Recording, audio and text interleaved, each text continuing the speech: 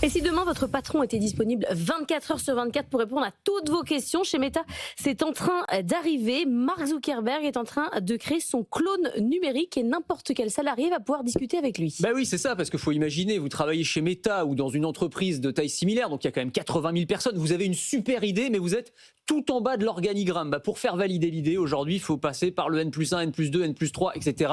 Demain, il n'y aura plus besoin de tout ça. On pourra parler directement au Big Boss, ou en tout cas à son clone virtuel, à son jumeau numérique. C'est ce qu'est en train de mettre en place Meta. Ils sont en train de réaliser un clone de Mark Zuckerberg, autrement dit, un avatar hyper réaliste façon personnage de jeu vidéo qui viendra s'afficher sur l'écran des salariés quand ils voudront discuter avec lui, et couplé à une intelligence artificielle qui a reproduit sa voix, ses intonations, ses tics de langage, sa logique et surtout sa personnalité. Donc on a nourri en fait cette intelligence artificielle avec des mails, des notes personnelles, des documents stratégiques de l'entreprise, ses prises de position publiques également. Et à partir de tout ça, on sait à peu près ce qu'il répondrait à n'importe quelle question. De telle manière que lorsqu'un salarié a une idée à faire valider, quand il a un doute sur un projet, quand il veut un feedback, un retour sur un travail sur lequel sur quelque chose qu'il est en train de travailler, il va pouvoir discuter directement avec le grand patron. Alors on pourrait se dire qu'il faut quand même une bonne dose de mégalomanie pour créer son clone numérique et se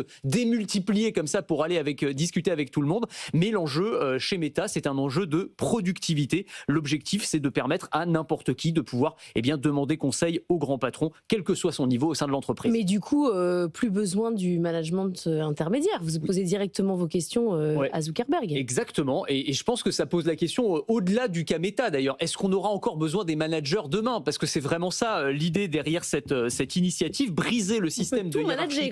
C'est exactement ça. Vous avez le patron, les salariés, et il n'y a plus vraiment de couche intermédiaire. Chez Meta, il y a vraiment cette idée de repenser la structure de l'entreprise avec l'intelligence artificielle. Mark Zuckerberg a déjà dit que par exemple, aujourd'hui, il y a des projets qui étaient gérés par une dizaine de personnes auparavant. Aujourd'hui, il faut une personne parce qu'on a de l'IA qui permet de coder de manière beaucoup plus facilement. Donc, on a besoin de beaucoup moins de développeurs, mais on a aussi besoin de beaucoup moins de couches intermédiaires de management. Donc, l'idée derrière, c'est d'avoir des entreprises qui sont beaucoup plus agiles, sachant qu'à côté de ça, Mark Zuckerberg a un autre projet qui est de créer un agent CEO, un agent PDG qui viendrait l'accompagner. Alors là, pour le coup, ce ne serait pas un double de lui-même, mais ce serait une IA qui viendrait l'épauler lui donner des mises à jour en temps réel sur tel ou tel projet et lui faire gagner énormément de temps. Donc il y a vraiment cette idée de réinventer finalement la structure de l'entreprise avec l'IA. Visiblement, Mark Zuckerberg est très investi sur le projet. Selon le Financial Times, qui révèle cette histoire de clone numérique, il coderait lui-même 10 heures par semaine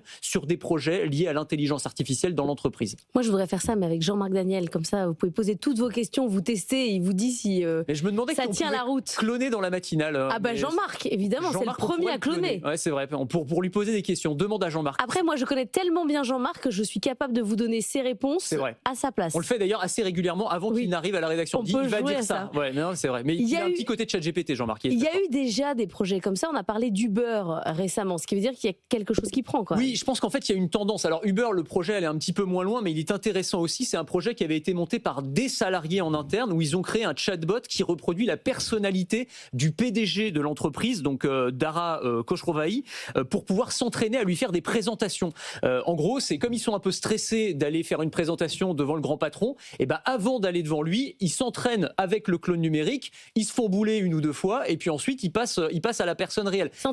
Ils s'entraînent, exactement. Mais il y a des entreprises qui vont encore plus loin. Je pense à une entreprise de Hong Kong qui s'appelle NetDragon Websoft, qui a été assez pionnière dans cette matière, où ils ont carrément créé un CEO virtuel. Donc là, c'est un avatar numérique qui prend les décisions et qui micromanage les troupes, c'est-à-dire qui envoie le matin en fait sur votre téléphone, vous recevez des notifications du patron qui vous dit les tâches à accomplir dans la journée. Donc là encore, plus besoin du tout de management. Donc tous les N+1, N+2, N+3 ont peut-être du souci à se faire dans les grandes entreprises.